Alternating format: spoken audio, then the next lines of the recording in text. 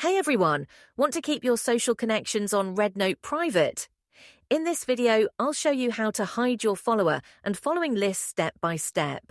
Whether it's for privacy or simply a personal preference, this quick guide has got you covered. Start by opening the REDnote app on your smartphone and logging into your account if you haven't already.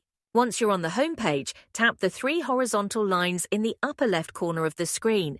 This will open a side menu with various options.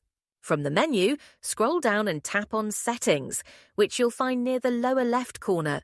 This will take you to the app's settings page. Next, look for the Privacy Settings option and tap on it. This is where you'll find all the controls to manage your account privacy.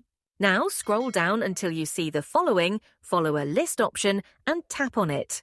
On this page, you'll see two options.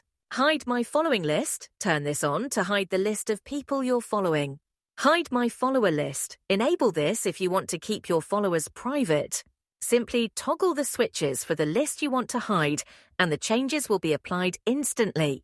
If you found this tutorial helpful, don't forget to like the video, subscribe for more REDnote tips, and hit the bell icon so you don't miss our next upload.